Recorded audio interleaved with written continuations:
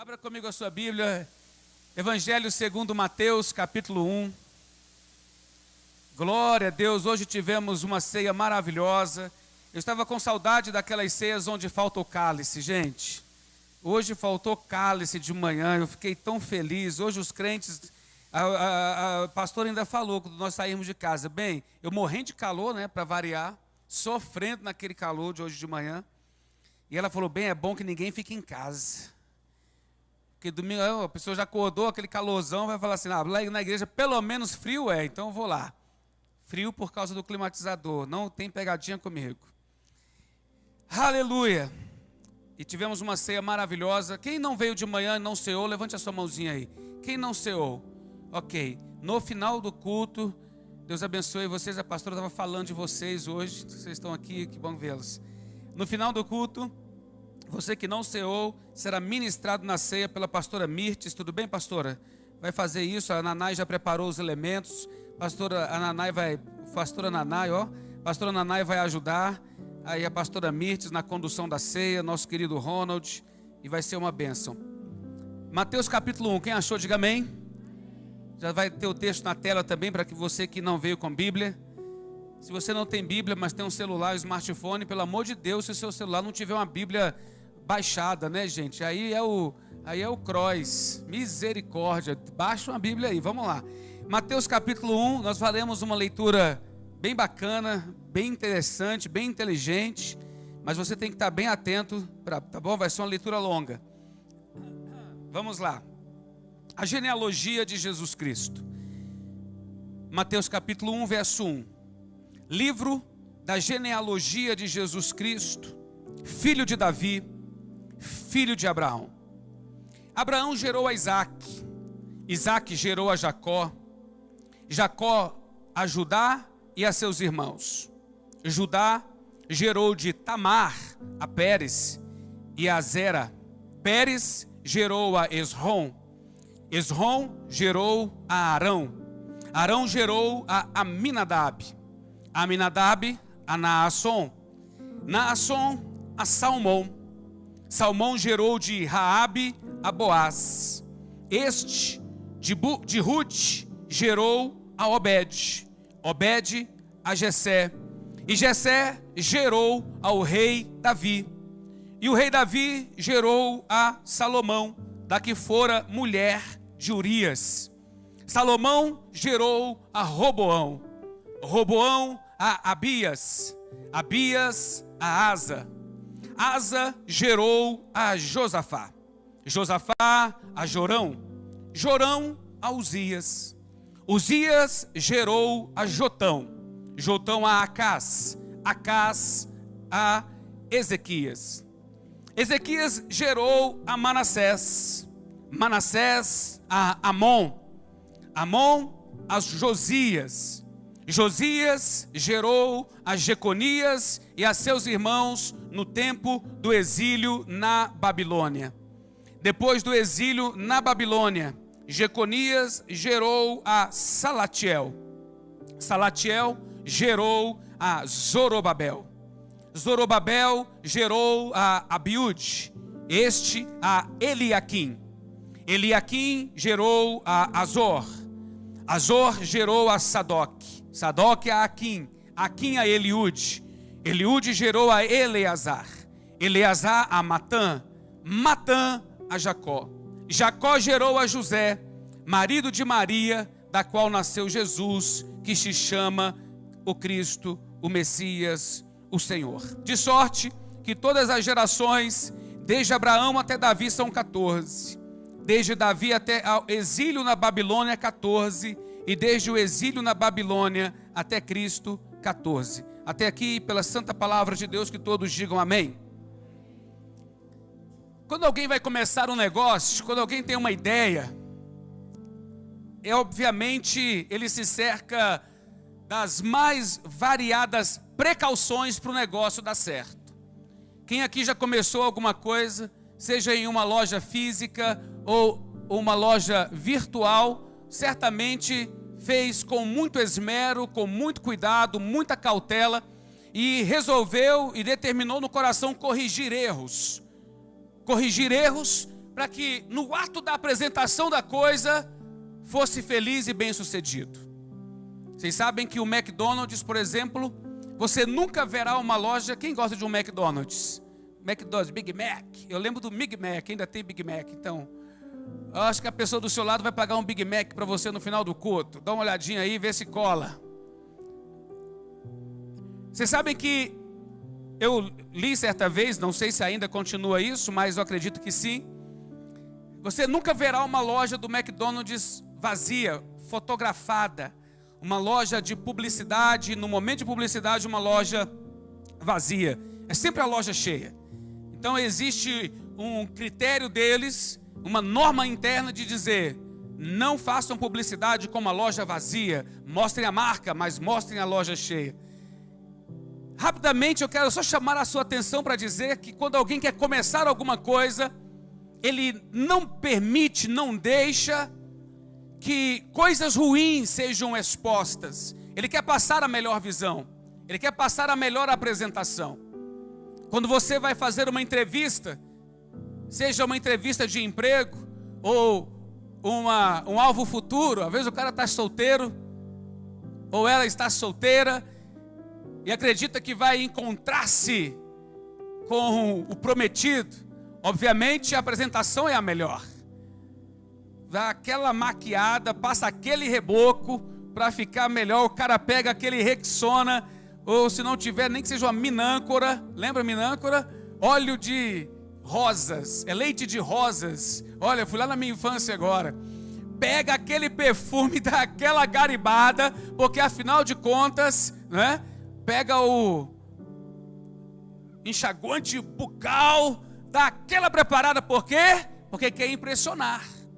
Quem vai começar uma coisa quer impressionar. Afinal de contas, dizem que quando o cavalo passa selado na frente, você tem que montar, porque senão depois ele não passa de novo. Tem que aproveitar a oportunidade. Então o tiro tem que ser certeiro. O tiro tem que ser certo, não pode vacilar. Oportunidades, quando se apresentam, elas devem ser aproveitadas. Eu estava falando um dia desses com pessoas próximas acerca de um perfil do Instagram que será lançado em breve. E aí me apresentaram, me mostraram, tinham lá 2 fotos do Instagram. E antes desse frenesi todo do Instagram, há muitos anos, lá no início, desse altar eu falei: olha, você que tem um negócio, olhe para esse aplicativo aqui, que isso aqui não é uma rede social simples. E eu profetizei o que nós vemos hoje. Eu falei: toda publicidade vai se voltar para esse lugar. E aí esse pessoal veio me apresentar esse perfil do Instagram com esta foto, 2 ou 3. E eu falei assim: não suba, pelo contrário, encha de fotos, cria um negócio, um layout bacana, cria um layout legal. Na hora de soltar tem que ser em grande slam, tem que ser um negócio bonito. Você tem que deixar a coisa apresentável. Essa semana estava numa reunião, por acaso me apresentaram um folder de um produto de uma determinada empresa que seria lançado. Peguei o folder, comecei a ler 5 erros. Talvez digitação, talvez realmente concordância. Mas obviamente que se a gente vai corrigir alguma coisa, não diz que está errado. A gente diz: eu acho que pode melhorar aqui. E aí fiz lá uns apontamentos e vamos aqui organizar algumas coisas. E aí ficou redondinho para ser lançado. Porque quando você vai lançar uma ideia, quando você vai lançar um projeto, você não pode deixar brechas. Vocês estão comigo? Digo amém. Quando nós queremos apresentar um evento, ele precisa ser bem preparado. Tudo na Bíblia e na vida profissional, na vida comum, nós aprendemos que as coisas precisam ser feitas com excelência. É ruim você chegar em um ambiente, ele pode ser simples, mas ele precisa ser bem organizado. O ambiente, a casa pode ser simples, mas ela precisa ser limpinha, precisa ser organizada. Se colocar um tapetezinho rosa, um tapetezinho azul, seja aqui ou acolá, já mudou o ambiente. Um dia desse eu saí com o pessoal aqui da igreja e fomos fazer um lanche ali em um famoso cheirou, caiu, comeu, morreu. Sabe como é que é, né? Aqueles famosos morte-lentas que a gente encontra que são maravilhosos. E eu cheguei num determinado morte lenta, aqui com os irmãos da igreja. Quando eu olho lá, pastor, o negócio é sensacional. Tá a Neide rindo ali, ó. O pastor, o negócio lá é de primeira. Eu falei, bora lá. E não tem problema nenhum. Irmão, pra mim, qualquer cheirou, caiu, comeu, morreu, é bom demais. E eu chego lá no famoso cheirou, caiu, comeu, morreu. Fui pra fila. Mas quando eu tô na fila, aí eu comecei a ver a chapa. Olha para a pessoa do seu lado e diga para ele, não olhe para a chapa. Se você for na chapa, e sabe aquela chapa parecendo chapa indiana? Quando eu olhei para aquele negócio, eu falei assim, eu acho que eu vou pedir só uma garrafinha de água. Pastor, não vai comer nada, eu estou meio sem fome. Parece uma brocadora aqui no estômago. Não, hoje está tudo bem. Aí, para não ficar tão feio para mim, parecer que eu sou enjoado, posto que não sou, aí eu pedi uma batata frita. Tinha óleo para mais 3 dúzias. Brincadeira. Tudo tem que ser feito com excelência. As coisas feitas com excelência são duradouras. As coisas feitas com excelência atraem. Miles Monroe dizia que se você quiser atrair príncipes, construa palácios. Então ele sempre ensinava líderes a fazerem as coisas da melhor forma possível, fazer as coisas com excelência. Se vai abrir um negócio, deixa tudo arrumadinho, pense nos detalhes, porque são nos detalhes que as pessoas costumam tropeçar, tanto nos negócios como no amor. Não tropece nos detalhes, preserve os detalhes, porque ali está escondido a cereja, o brilho da coisa. As coisas precisam ser feitas com excelência. Quando Deus cria, no livro dos começos, no livro de Gênesis, existe um selo de qualidade de Deus, você vai ver isso. E o selo de qualidade de Deus determina, e viu Deus que era bom. E viu Deus que era bom, até que Deus cria o homem, forma a mulher do homem, e aí o selo de qualidade muda, e aí a narrativa bíblica diz, e viu Deus que era muito bom. Mas então você já percebe que existe um perfil e um padrão de excelência. Resumo esta rápida introdução, onde quero apenas capturar a sua atenção, para dizer que quando algo vai ser apresentado, quando algo vai ser feito, para guardar a excelência e chamar a atenção e realmente ser um negócio bem sucedido, um negócio de sucesso, tem que ser bem feito. E as coisas ruins devem ser consertadas, reparadas ou até afastadas, escondidas. Sim, escondidas. Não, isso aqui não pode aparecer. Esse vaso está com defeito. Logo na porta, logo na recepção. Entendem? As coisas têm que ser feitas com excelência. Aí eu me deparo com Mateus capítulo 1.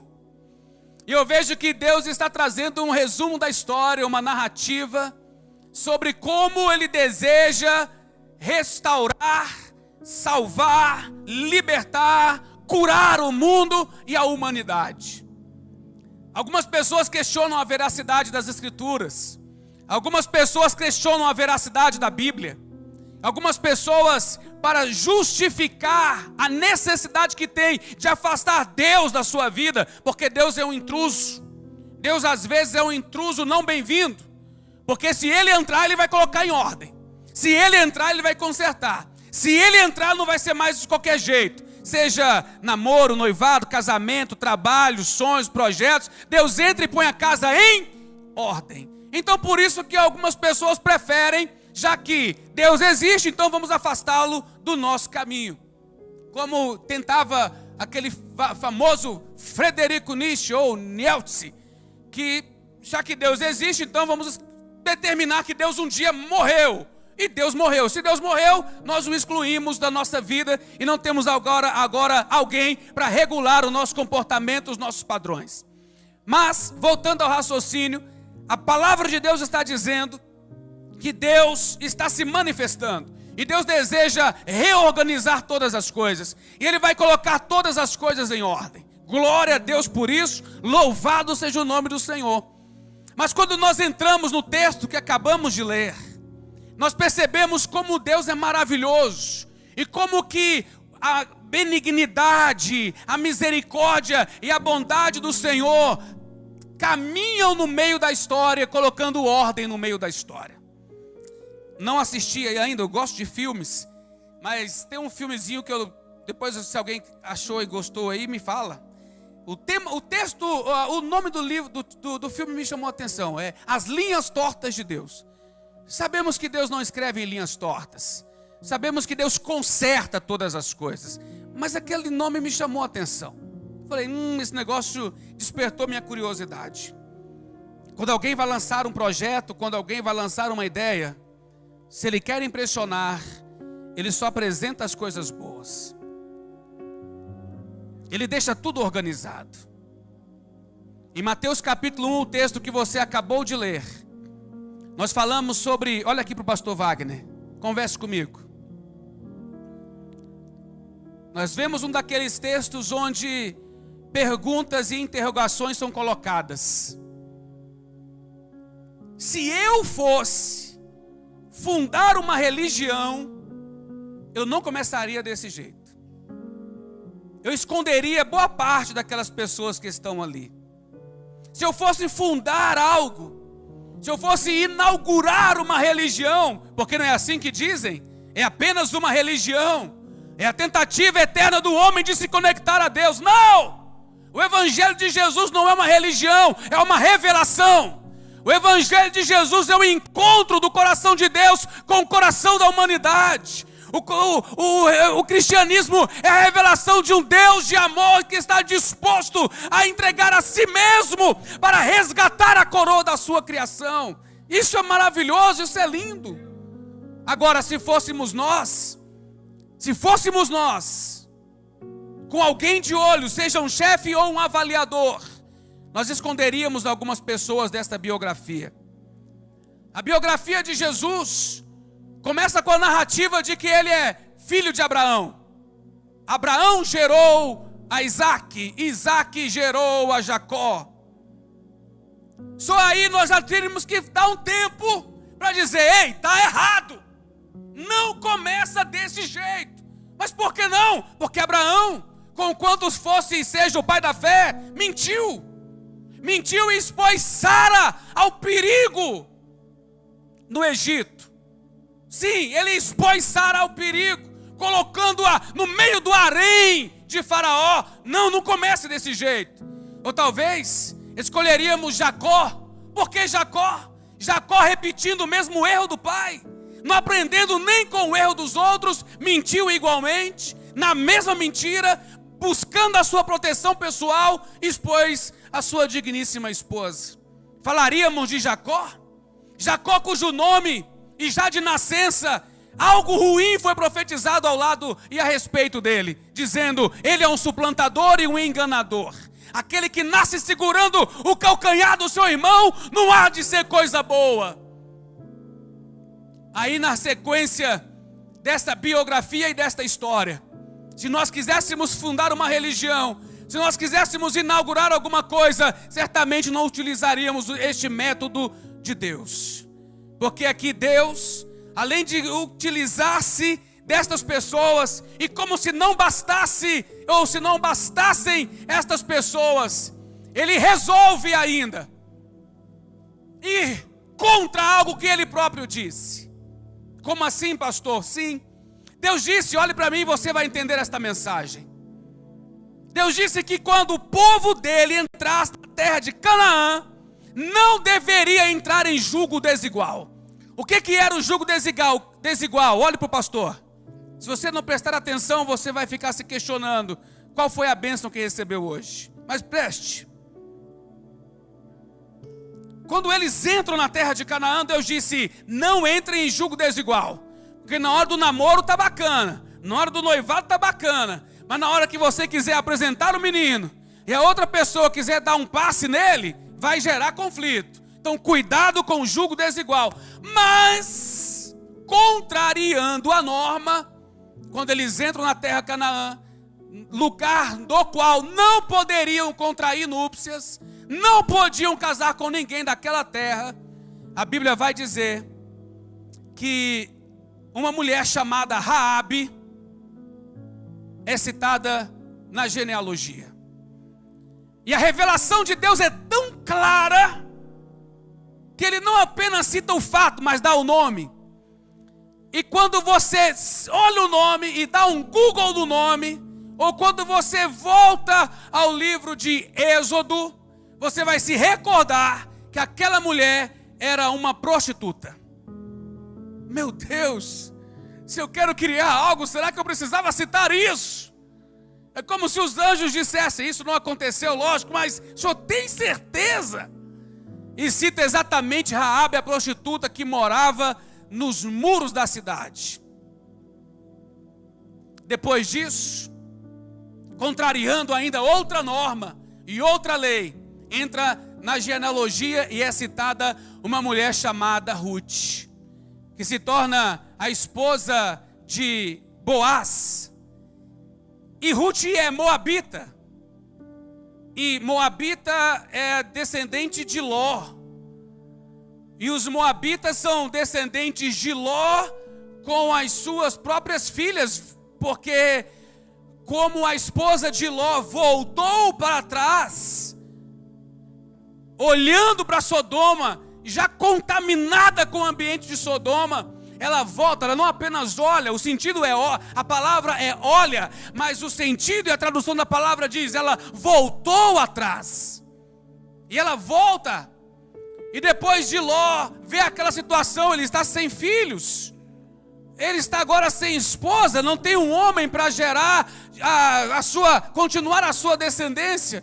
Então elas fazem um combinado e dizem em outras palavras, vamos transar com o pai, vamos cometer incesto e aí vamos dar descendência para ele.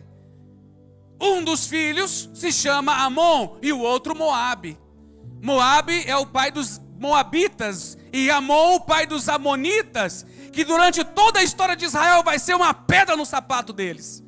Mas quando Deus escreve e manda registrar a genealogia do Salvador, faz a clara citação de Ruth, a moabita. Como se não bastasse, na continuidade da história dos reis de Israel, veremos simplesmente um nome que vai nos chamar a atenção. Qual nome? Manassés. Manassés, diz a palavra de Deus, que ele foi o pior rei de Israel. Por que ele foi o pior rei? Governou mal? Ele não fez obras de infraestrutura? Ele não governou bem? Não, não é isso.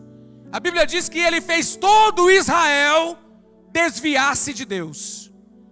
Imaginem, vocês já se lembram do Salmo, aquela canção que diz, como em volta de Jerusalém estão os montes, assim o Senhor... Lembram-se? Música antiga? Jerusalém está cercada de montes. E o que ele faz? Manassés pega todos os montes e enche de postes ídolos. Poste ídolo, pastor, traduz para mim, o que é um poste ídolo? Uma carranca. Sabe aquela carranca que você vê em alguns lugares? Trabalha-se a madeira e faz aquela coisa. Pois é, ele fez aquilo. Mas como se não bastasse fazer, ele diz, Israel, eis aí o teu Deus. Por incrível que pareça, pasmem, o povo todo de Israel começou a adorar aqueles ídolos, chamados Baalins. E adoraram e serviram, como se não bastasse, para manter o controle da coisa, atos extremos. Ele vai lá e sacrifica os próprios filhos a Moloque. Daí a palavra Moleque, consagrada a Moloque. E ele vai lá e consagra os filhos a Moloque e queima. Você que é mãe, você que é pai, assuste-se com isso. Mas Manassés comete este erro, esta atrocidade, e ele queima os filhos, consagrando e dedicando a Moloque. Depois dele, seu filho Amon, mesmo sabendo tudo o que acontecera com seu pai, não muda de atitude e repete novamente as atitudes do seu próprio pai, até que chega Uzias e a genealogia dá uma refrescada, porque faz o que era reto aos olhos de Deus por um tempo. A sequência da história continua, entre altos e baixos, pessoas que escandalizaram a sua geração e outras que de alguma forma se arrependeram e voltaram para os caminhos de Deus. Pastor Wagner, onde você quer chegar esta noite? A Bíblia declara e nos ensina no capítulo 6 de Lucas, que existem coisas que são impossíveis aos homens, mas são possíveis a Deus. Vou repetir para você me acompanhar nisso e glorificar o nome de Deus. Existem coisas que aos olhos humanos são impossíveis, mas para Deus tudo é possível. Quando nos deparamos com Romanos capítulo 8, a palavra de Deus nos ensinará e dirá: quem nos separará do amor de Cristo? E ele diz: será a perseguição, ou a angústia, ou a fome, ou o perigo, ou a espada?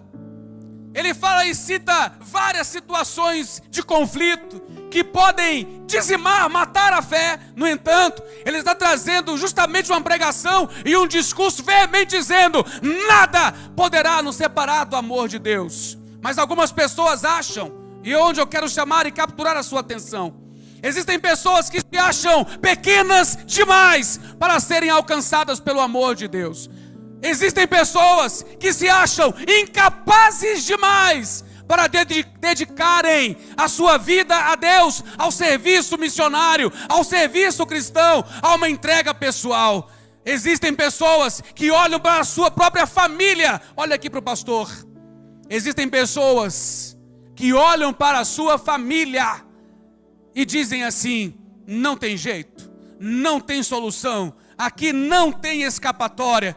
Existem pessoas que olham para si e volta e meia se perguntam: quem sou eu?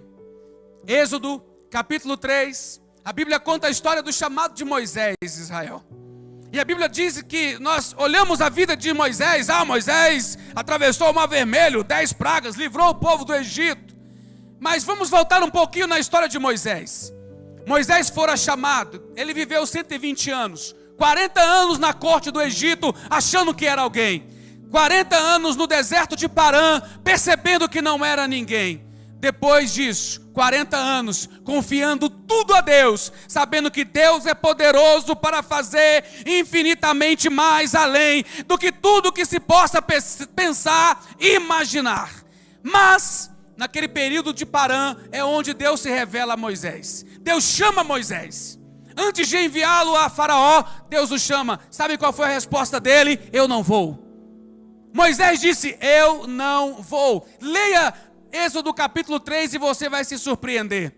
Não apenas uma vez, não apenas 2 vezes, não apenas 3 vezes, não apenas 4 vezes, pasmem. Moisés diz: não, eu não vou. Primeiro ele diz: eu sou gago. Depois ele muda a expressão, mas no mesmo motivo diz: eu não sei falar. Depois ele diz: eu sou pesado de língua. Depois ele diz: manda outro em meu lugar. De todas as formas, Elaine, ele está dizendo: eu sou inapto.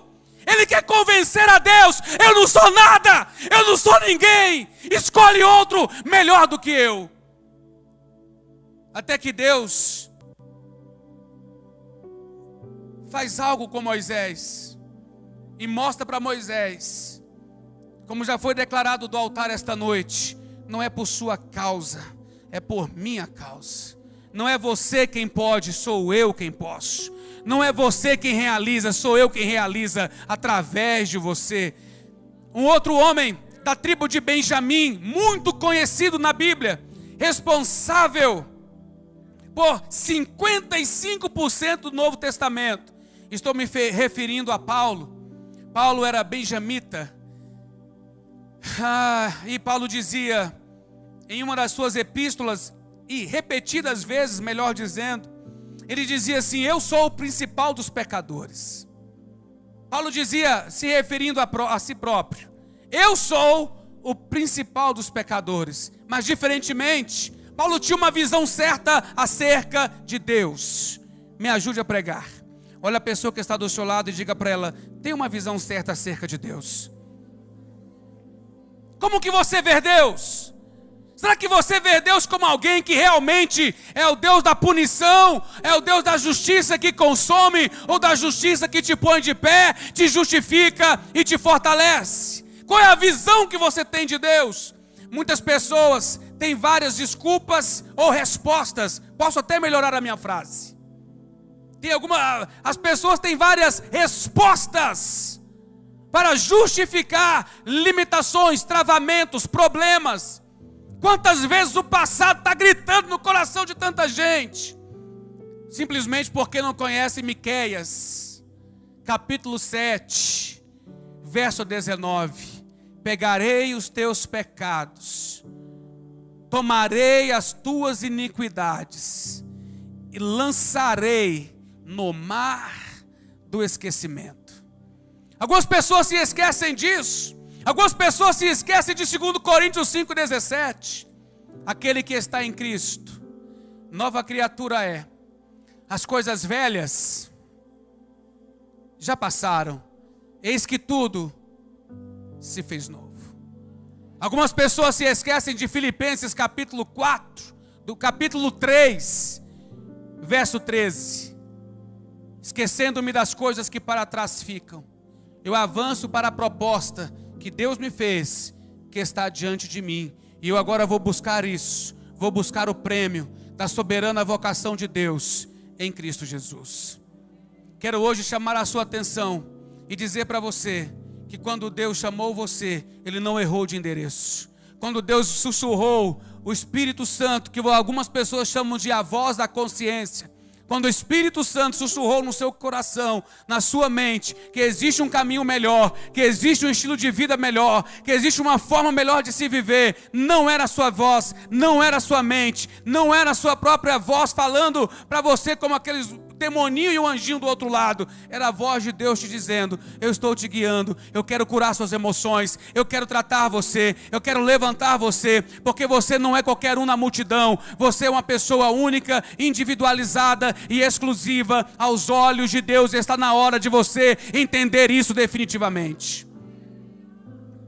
Está na hora de você entender que quando Deus escreve a genealogia de Jesus em Mateus capítulo 1, se fosse um especialista em marketing, se fosse alguém querendo lançar um produto e uma ideia, certamente omitiria a maioria dos nomes. Mas a palavra de Deus declara que Deus é Deus de graça, Deus é Deus de misericórdia.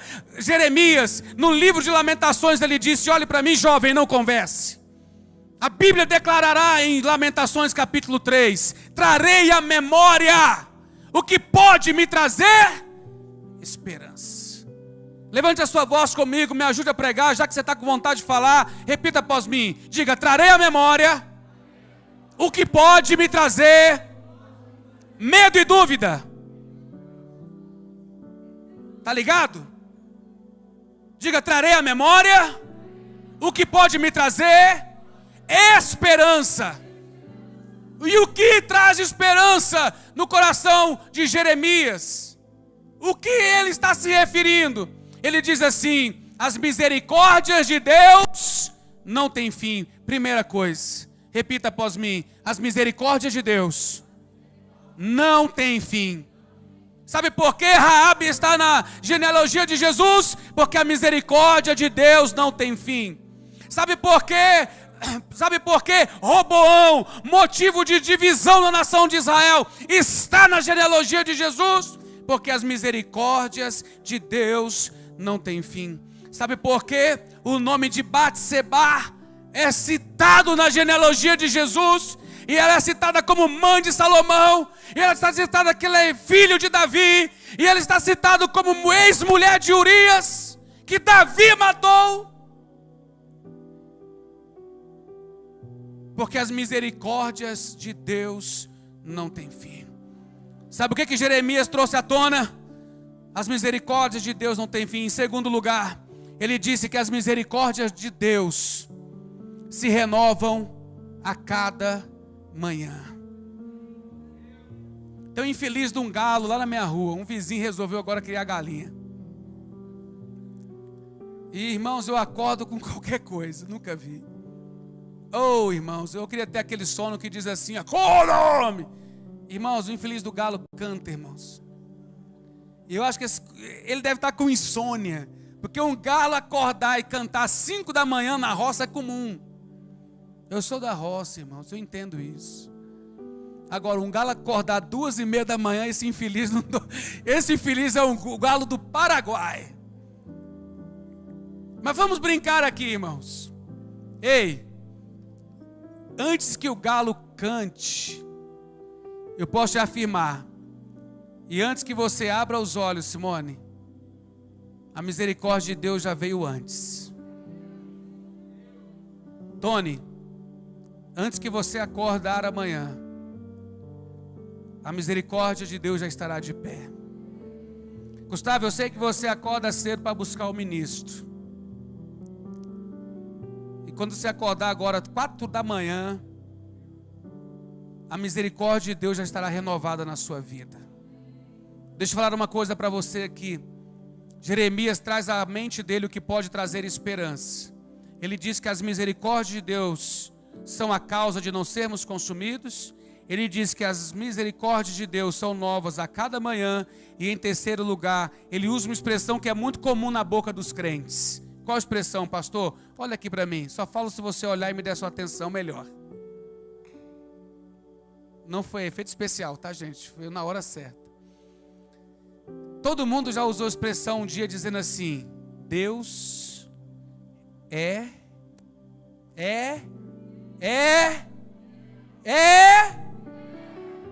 Fale comigo e diga: Deus é fiel. Tem alguém do seu lado aí que você se importe? É um irmão em Cristo. Se você não se importar com ele, converta-se já. Mas pode ser ainda mais um familiar. Mas olhe para esta pessoa que você considera e diga para ela, pregando, tá? Faz a voz de pregador. Como é que é a voz de pregador, pastor? A sua, cara. Olha para o seu irmão e diga: ei, Deus é fiel.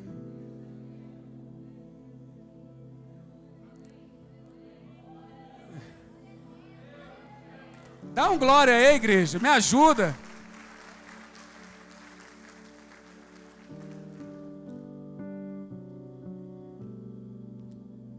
As misericórdias do Senhor são a causa de não sermos consumidos. Novas são a cada manhã. Grande é a fidelidade de Deus. Então eu posso dizer, não importa, de fato, olha aqui para mim, por favor. Não importa o que você fez. Não importa o que disseram a seu respeito. Não importa. Não importa quantas fichas apostaram contra você, e eu posso afirmar, o diabo está apostando contra você até hoje. Não importa. Existe uma mão que conduz todas as coisas. Então cada um desses nomes que nós podemos ler em Mateus capítulo 1, parecendo linha torta, na verdade é Deus escrevendo certo, consertando a linha e mostrando que o propósito dele, como disse Jó, primeiro livro da Bíblia a ser escrito, o primeiro livro a ser escrito, contemporâneo a Abraão, Jó coladinho na época com Abraão, de repente se cruzarem em alguma estrada, Jó lá atrás já dizia, acerca de Deus, foi registrado no livro que leva o seu nome. Capítulo 42, verso 1. Bem sei que tudo podes e nenhum dos teus planos pode ser impedido. Olha aqui para o pastor Wagner, não dorme não. Várias situações tentaram paralisar você, mas o propósito de Deus te trouxe até aqui. Como Moisés, talvez você tenha tentado desistir, mas o propósito de Deus trouxe você até aqui. Talvez pessoas não acreditem em você ou a você o real e devido valor, mas o propósito de Deus trouxe você até aqui. E então eu finalizo. É sério? Que bonitinho. Eu finalizo com Isaías 64:4, que está repetido em 1 Coríntios capítulo 2, verso 9. Então eu tenho duas testemunhas para a mesma promessa. Está no Velho e no Novo Testamento. Está escrito assim: desde a antiguidade não se viu, nem com olhos se viu, nem com o coração se percebeu, Deus como nosso Deus, que trabalha a favor daqueles que esperam nele.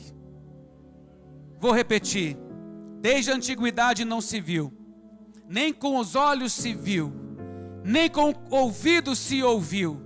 Deus como nosso Deus, que está neste momento trabalhando a favor daqueles que esperam nele.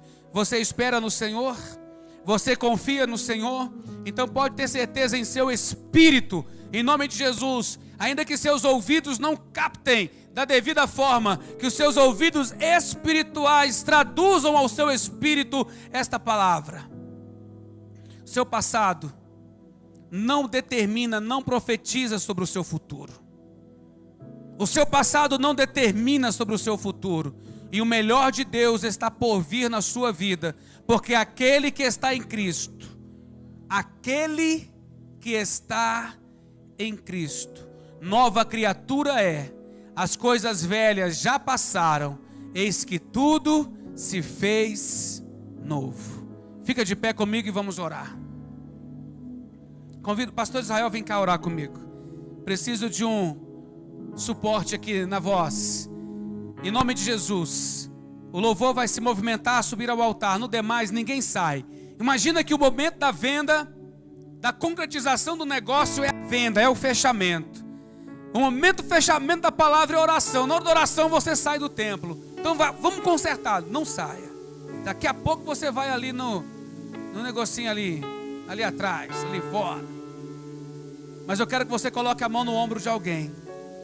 Porque existem pessoas que elas ouvem a palavra, só que elas são mais sensitivas. Elas gostam do toque. Então você vai tocar não porque o pastor mandou, mas é mais ou menos assim que eu quero que você entenda e interprete a mão no ombro do seu irmão. Deus está com você. Imagina, eu falo aqui para Márcia. Márcia, Deus está com você. Mas eu quero ser mais pessoal. Eu venho até ela e digo: minha irmã, don't cry. Eu digo para ela: Deus é contigo. Tenha bom ânimo. Já deu tudo certo.